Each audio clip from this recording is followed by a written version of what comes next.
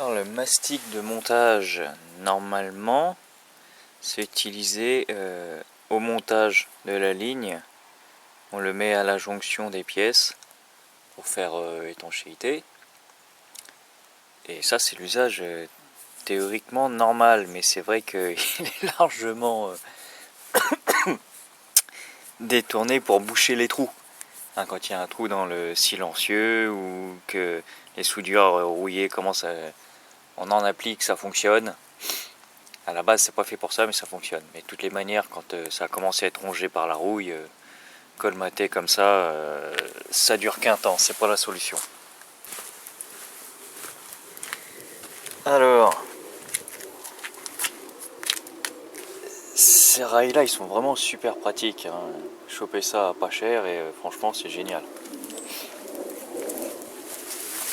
Hop là.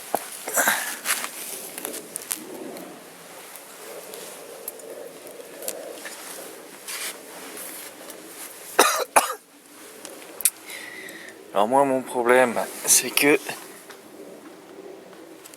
Hop là. Quand j'ai acheté la ligne, qui était foutue, avec la tresse, et ils me l'ont vendu sans joint pour mettre entre ici et le catalyseur. Donc du coup, j'ai barbouillé ça comme un gros crado, hein, faut le dire. Et avec le temps, ça, il y a quand même des petits bouts qui foutent le camp et il faut en remettre pour le contrôle technique, parce qu'il y a clairement des fuites, ça s'entend, et le contrôle de la pollution ne passera pas dans cet état-là. Alors, là, donc ça fait une espèce de pâte à dents à appliquer normalement sur la pièce avant de la monter. Mais là, je vais boucher mes trous.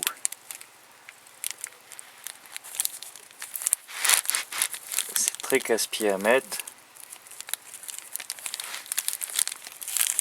Et c'est pour ça que c'est pas fait pour ça à l'origine. Voilà. Ça recolle, ça s'enlève, c'est chiantissime.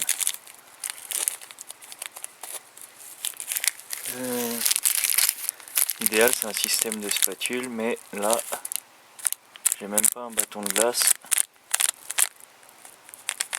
Ah, punaise.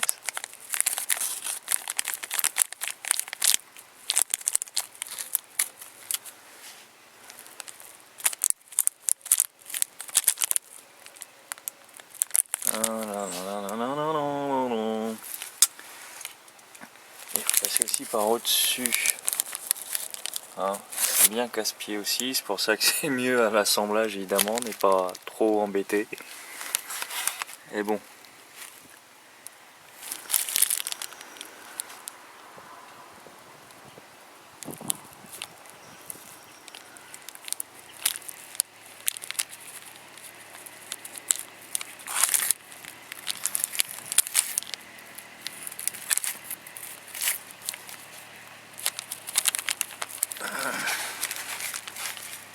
Quand t'arrives à le mettre, que ça s'enlève. Punaise. Vraiment chiatique.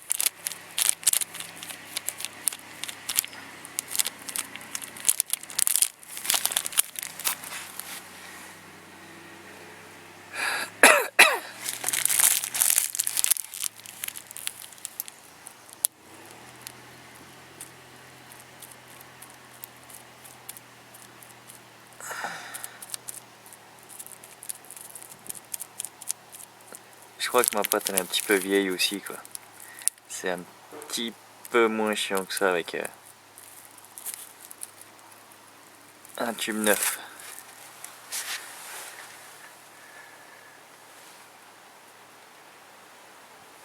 Bon je peaufine le truc et puis on voit après ce que ça donne.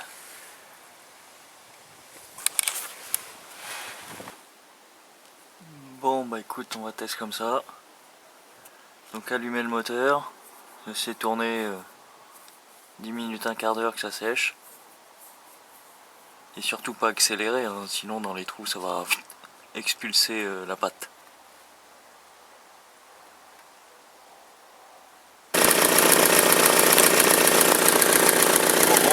pendant le séchage,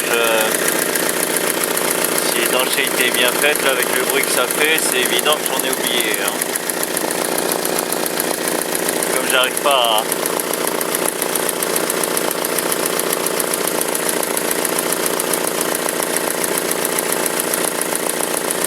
sentir la fuite, ça doit venir d'en dessus.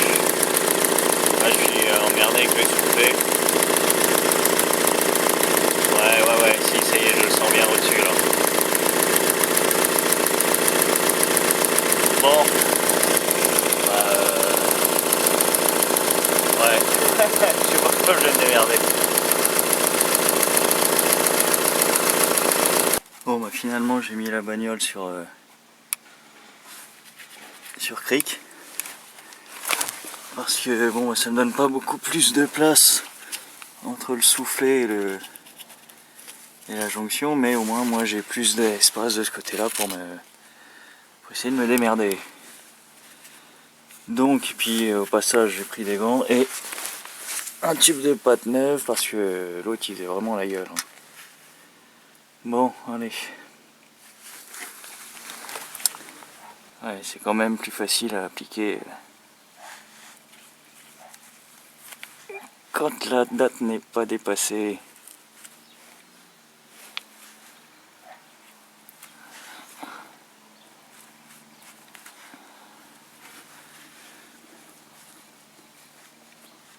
C'est pareil, ça devait être rapide comme truc finalement. Quelques ennuis quand même. Bon, bah, j'essaie de faire le tour de l'autre côté, au-dessus, je vais me démerder comme je peux. Il faut en mettre partout. Hein. Qui dit fuite dit pas de contrôle.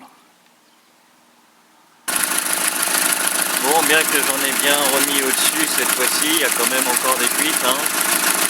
Et là, là, je sens bien que ça sort d'ici, quoi.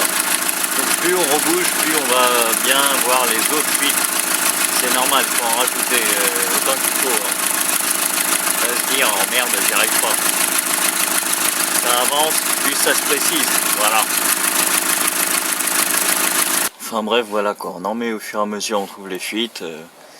Donc, toutes les manières, on va pas passer 6 ans là-dessus.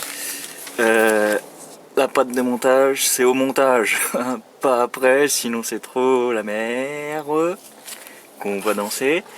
Et bon, en même temps, c'est vrai que si j'avais su qu'il me manquait un joint, j'aurais fait ce qu'il fallait.